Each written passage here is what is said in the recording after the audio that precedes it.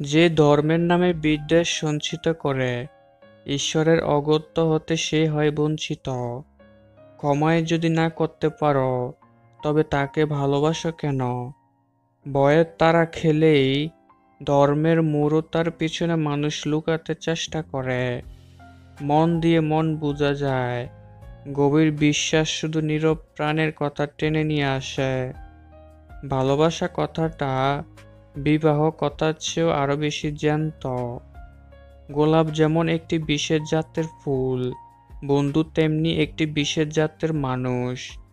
অতীতকাল যত বড় কালই হোক, নিজের সম্বন্ধে বর্তমান কালের একটা স্পর্শতা থাকা উচিত।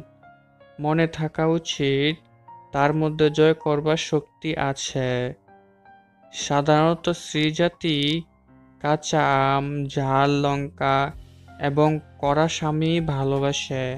যে দুর্ভাগ্য পুরুষ নিজের স্ত্রীর ভালোবাসা হইতে বঞ্চিত, সে যে কুস্ত্রী অথবা নির্ধারণ তাহা নহে, সে নিতান্ত নিরহ।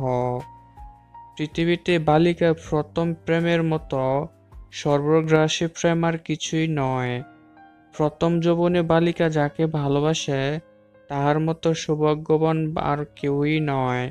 যদিও সে প্রেম অধিকাংশ সময় অপ্রকাশিত থেকে যায়, কিন্তু সে প্রেমের আগুন সব বালিকাকে সারা জীবন পোড়ায়।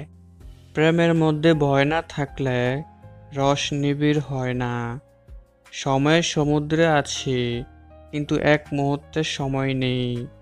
আগুনকে যে ভয় পায়, সে আগুনকে ব্যবহার করতে পারে না।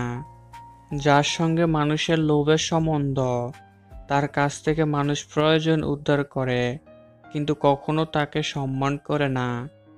নিন্দা করতে গেলে বাহির থেকে করা যায়, কিন্তু বিচার করতে গেলে ভিতরে প্রবেশ করতে হয়। যে ছেলে চাইবা মাত্র পায়, চাইবার পূর্বেই যার অভাব মোচন হতে থাকে, সে নিতান্ত দুর্ভাগা। ইচ্ছা দমন করতে না শিখে কেউ কোনো কালে সুখী হতে পারে না। অপর ব্যক্তির কোলে পিঠে চড়িয়া অগ্রসর হওয়ার কোনো মহত্ব নাই, কারণ চলিবার শক্তি লাভই যথাযথ লাভ, অগ্রসর হওয়া মাত্র লাভ নহে।